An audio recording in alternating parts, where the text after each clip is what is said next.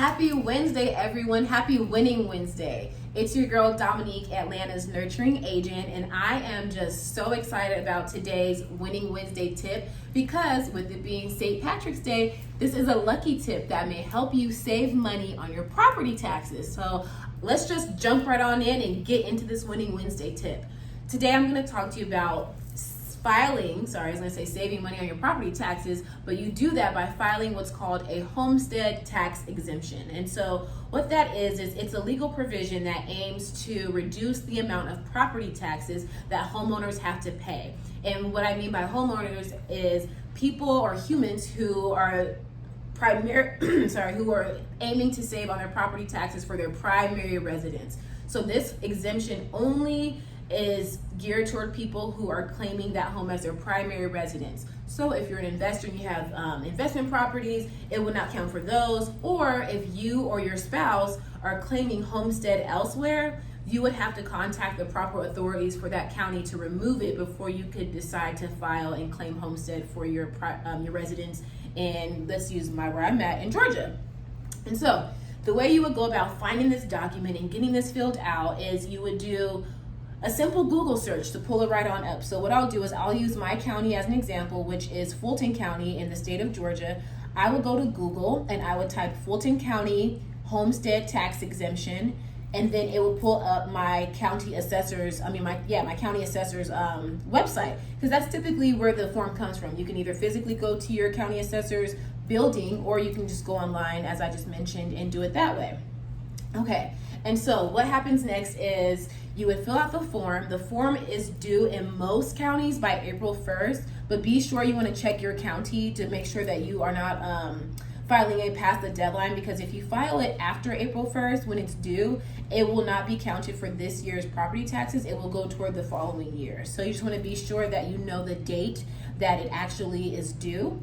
And then furthermore, you have to have certain items in place in order to claim, to apply for a homestead tax exemption. And one of those is your social security number.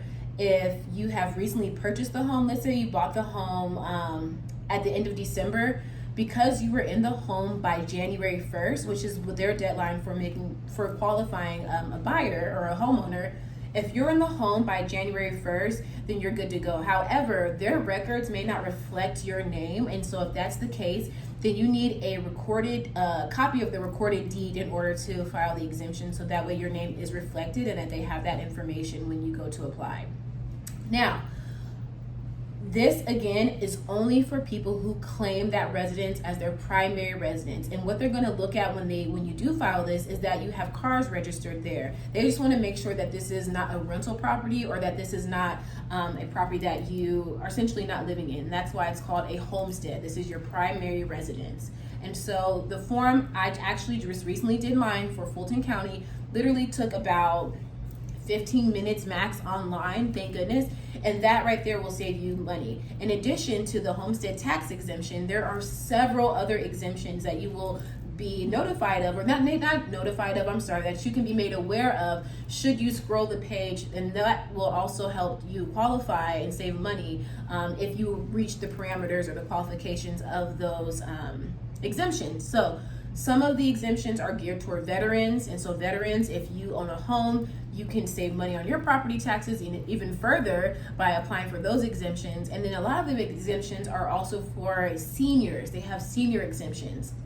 Now, the age differs in different counties, but we'll use Fulton for now. And Fulton looks at 65 and above. And so if you're 65 and over, there are several exemptions that you can qualify for. And so what that will do is a lot of our property taxes come from schools, or the school system that we're in. And so when you're 65, sometimes what they'll do is they'll either remove the school taxes so you don't have to pay those, or what they'll do is instead of you getting your property assessed at,